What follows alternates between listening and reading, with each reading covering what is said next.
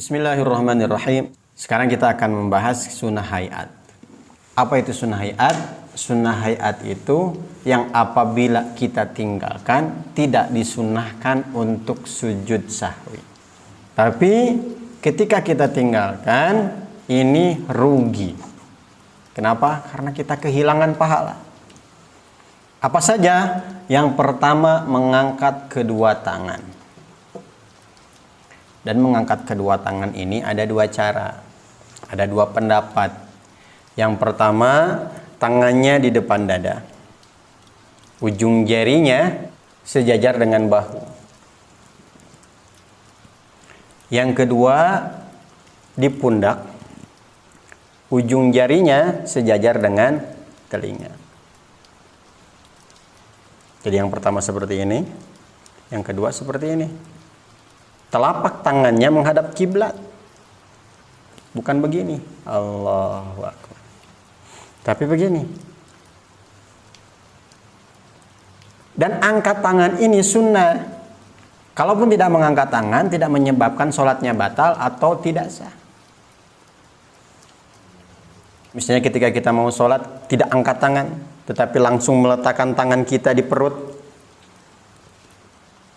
Dia hanya mengucapkan Allahu Akbar.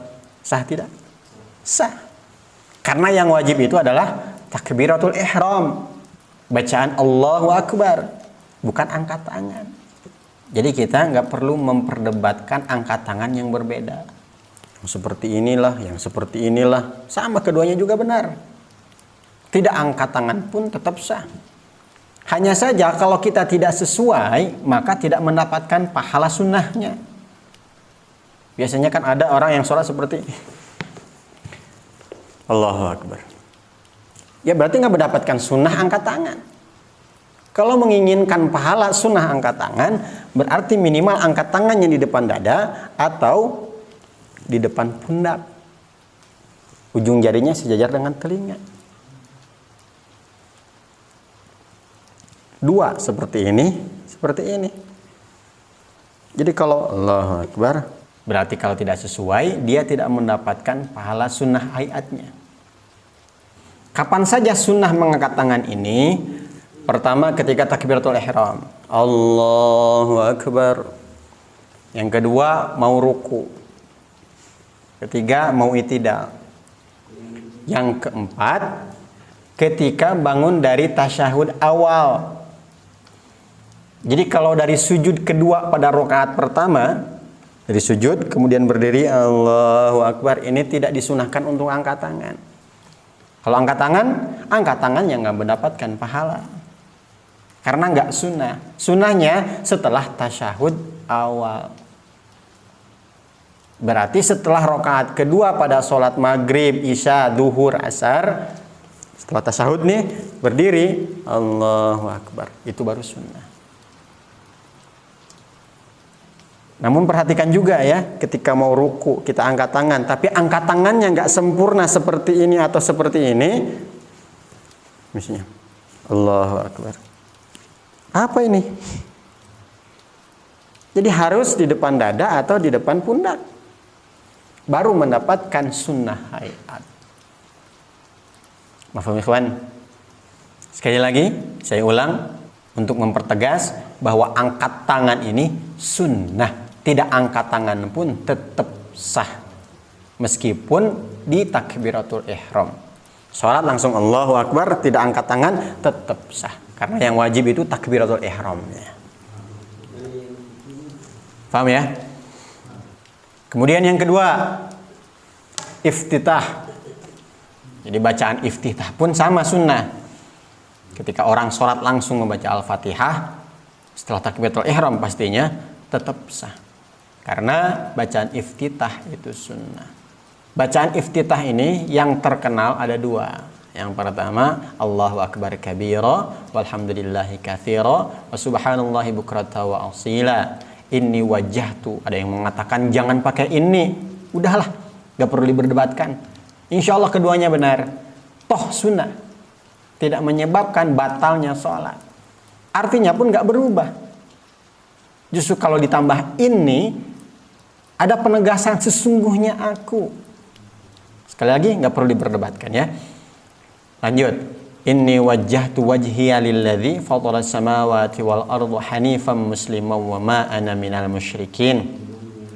Inna salati wa nusuki wa mahyaya wa mamati lillahi rabbil alamin la syarika lahu wa bidzalika umirtu wa ana minal muslimin.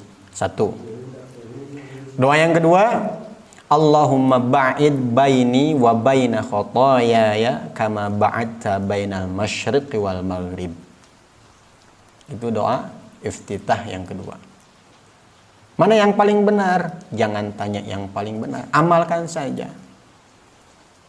Hafalnya yang pertama, silahkan. Hafalnya yang kedua, silahkan. Jangan saling menyalahkan dan jangan merasa paling benar. Merasa benar itu wajib, tapi merasa paling benar itu tidak diperbolehkan. Intinya, semuanya insya Allah ada dasarnya. Kemudian, sunnah baca iftitah itu sebelum ta'awudz. Kalau dia sudah membaca a'udzubillahi minasyaitonirrajim, lupa nih, maka kesunahan membaca iftitahnya sudah hilang. Kemudian sunnah ayat yang ketiga adalah bacaan ta'awudz. Bacaan ta'awudz ini dibaca sebelum membaca Al-Fatihah. Dan biasanya dibaca sirri, tidak keras. Kalau kita baca keras malah aneh, termasuk imam. A'udzubillahi minasyaitonirrajim. Bismillahirrahmanirrahim. Aneh. Tapi bacaan ta'awudz itu sirri, pelan. A'udzubillahi minasyaitonirrajim. Bismillahirrahmanirrahim. Kemudian yang keempat, keras pada tempatnya. Artinya ketika sholat maghrib, isya, dan subuh, 2 rakaat yang pertama itu disunnahkan keras. Al-Fatihahnya begitu juga dengan surat-suratnya. Rakaat ketiga dan keempat pelan. Tapi kalau sholat duhur dan asar disunahkan untuk pelan semua. Rakaat pertama keduanya pun sama pelan. Jadi kalau sholat isya bacaannya pelan bagaimana? Di rakaat pertama dan keduanya tetap sah saja. Misalnya ada satu jamaah, semua jamaah ini nggak ada yang mau jadi imam karena merasa bacaannya tidak fasih, malu. Daripada sholat sendiri-sendiri, nggak apa-apa yang satu menjadi imam, bacaannya pelan, nggak perlu dikeraskan. Karena keras pada rakaat pertama, kedua, maghrib, isya, dan subuh itu sunnah.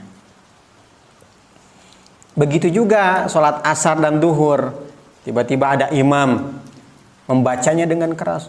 Bismillahirrahmanirrahim. Alhamdulillahirabbil alamin. Sah tidak sholatnya? Sah saja. Tapi sunnahnya pelan. Jadi tetap sah saja. Hanya saja aneh kalau sholat duhur dan asar dikeraskan.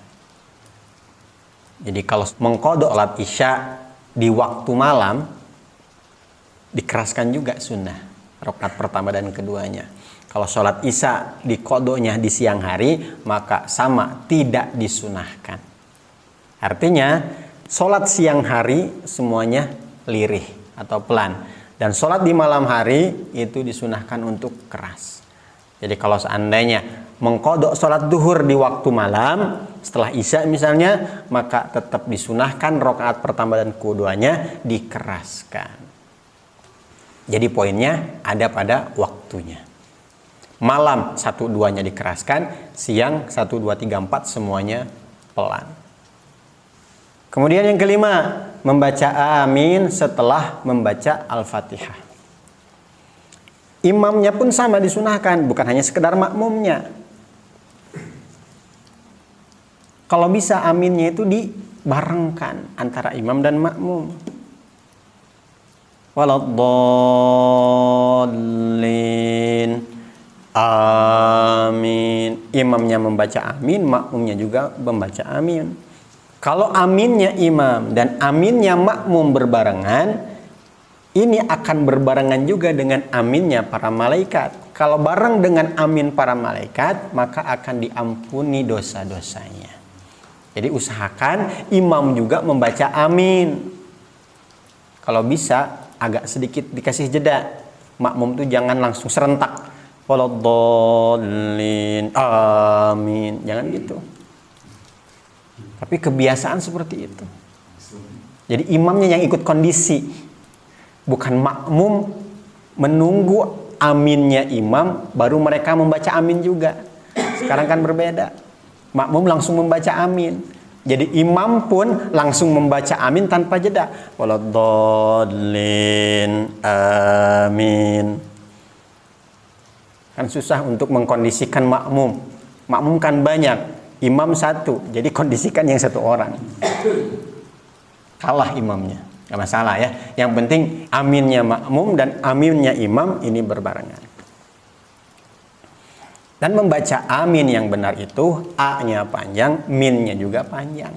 Amin. Minimal 2 harokat. Amin.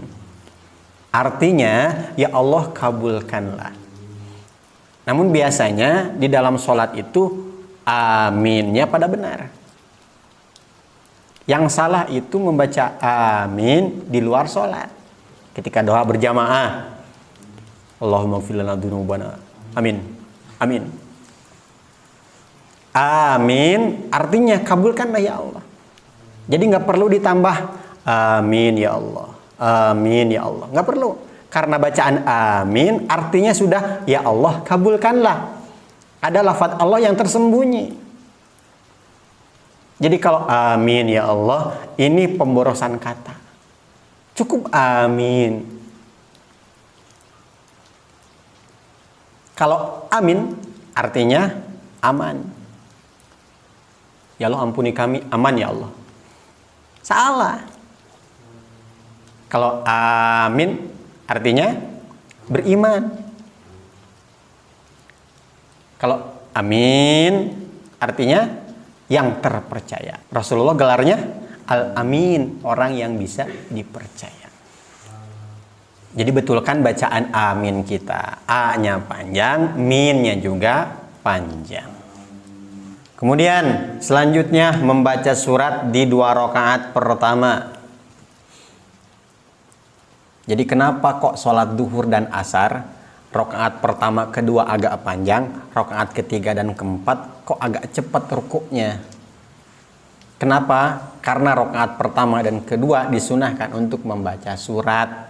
Walaupun surat pendek. Dan rakaat ketiga dan keempat walaupun membaca surat ini tidak sunnah. Tetap sah saja kalaupun membaca surat. Tapi untuk apa? Toh nggak disunahkan.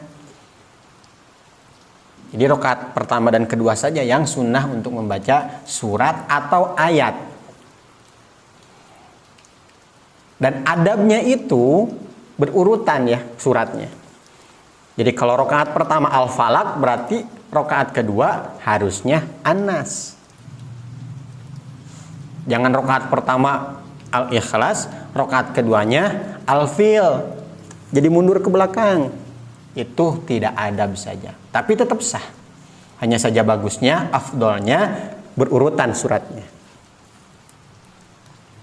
Lalu bagus mana antara satu surat atau bacaan ayat panjang tapi tidak sampai satu surat. Misalnya Al-Baqarah membaca di tengah-tengahnya sampai 4 halaman tapi tetap tidak satu surat. Ada yang membaca satu surat hanya Al-Ikhlas, pendek kan? Ada yang mengatakan Al-Ikhlas tetap lebih baik karena satu surat sempurna. Tapi ada juga ulama yang berpendapat tidak, Al-Baqarah yang 4 lembar tadi. Kenapa? Karena dia membaca lebih banyak. Di mana pilihan kita? Terserah. Yang penting membaca saja. Masalah itu nggak perlu kita perdebatkan.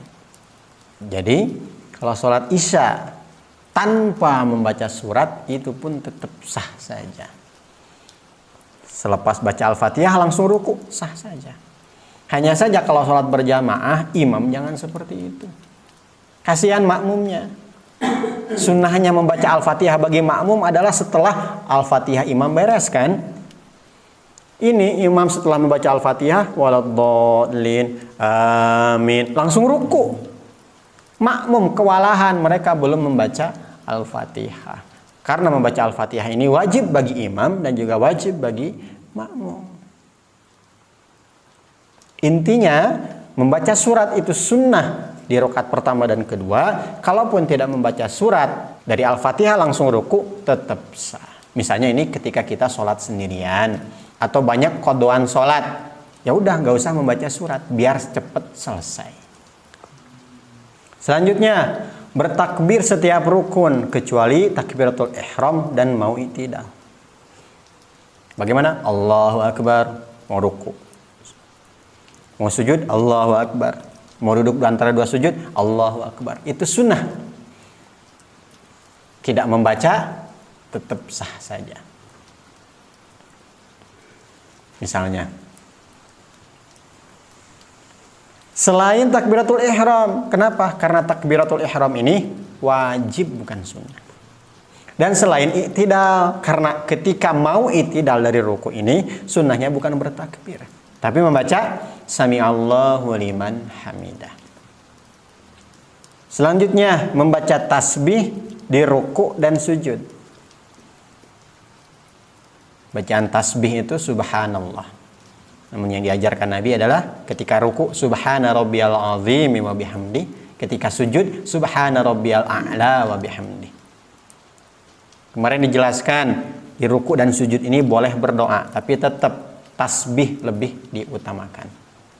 Berapa minimalnya? 1 kali.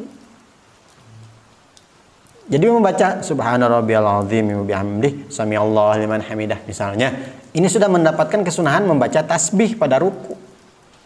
Tapi kalau 3 kali berarti sunnah di atas sunnah. Tasbihnya sunnah, 3 kalinya sunnah yang lain. Lebih bagus lagi membaca 11 kali. Kalau mampu 33 kali silahkan. Pada saat ruku dan juga sujud. Selanjutnya, tangan di paha saat tasyahud. Jadi saat tasyahud awal atau tasyahud akhir, kita sunnah meletakkan tangan kita di atas paha. Bukan di lutut, tapi di atas paha. Kemudian duduk iftirash. Jadi setiap duduk disunahkan untuk duduk iftirash. Duduk iftirash sudah dijelaskan. Silahkan buka dalam rukun fi'li ya. Kemudian duduk tawaruk pada tasyahud akhir. Jadi duduk tawaruk ini hanya disunahkan pada tasyahud akhir saja. Jadi kalau duduk tasyahud akhir ini duduknya iftirash, tetap sah. Bagaimana duduk iftirash? Silahkan buka juga di dalam rukun fi'li dan prakteknya. Di situ saya sudah jelaskan bagaimana duduk tawaruk itu. Selanjutnya, sholawat Ibrahim. Ini sunnahnya hanya pada tasyahud akhir saja. Karena pada tasyahud awal sunnahnya hanya sampai kepada sholawat kepada Nabi. Allahumma sholli ala sayyidina Muhammad. Langsung beri ke rakaat ketiga. Justru kalau ditambah malah jadi makruh pada tasyahud awal. Jadi ini disunahkan pada saat tasyahud akhir. Allahumma sholli ala sayyidina Muhammad wa ala ali sayyidina Muhammad kama shallaita ala sayyidina Ibrahim wa ala sayyidina Ibrahim. Diselesaikan sampai innaka hamidum majid. Selanjutnya doa. Pada saat apa ini? Semuanya boleh berdoa. Semua rukun boleh berdoa. Ketika ruku berdoa boleh. Ketika sujud berdoa boleh. Tapi harus menggunakan bahasa Arab. Kalau menggunakan bahasa Indonesia, ini malah batal sholatnya. Cuman yang paling dianjurkan doa itu ketika i'tidal. Rabbana walakal hamdu mil'us samawati wa mil'ul ardi dan seterusnya. Ini sudah saya bahas dalam bab sebelumnya, silahkan buka lagi. Dan juga pada duduk antara dua sujud, Rabbighfirli warhamni wajiburni warfa'ni warzuqni wahdini wa'afini wa'afu anni. Dan juga doa pada tasyahud akhir, Allahumma inni a'udzubika min adzabil qabri wa min adzabin nar wa min fitnatil mahya wa mamati wa min fitnatil masihid dajjal.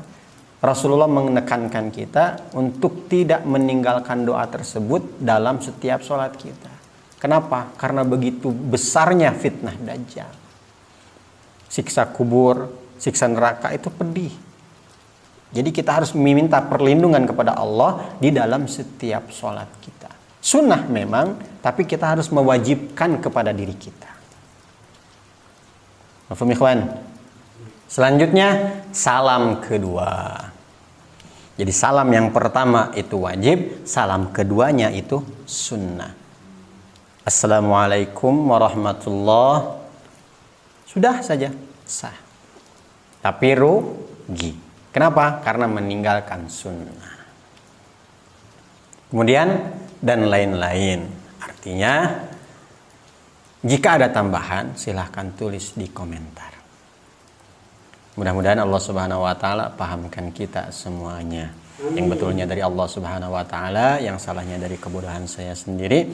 Wallahu a'lam bissawab. Kita tutup dengan doa kifaratul majlis. Subhanallah wa bihamdihi, subhanakallahumma wa bihamdika, asyhadu an la ilaha illa anta, astaghfiruka wa atubu ilaik. Wassalamualaikum warahmatullahi wabarakatuh.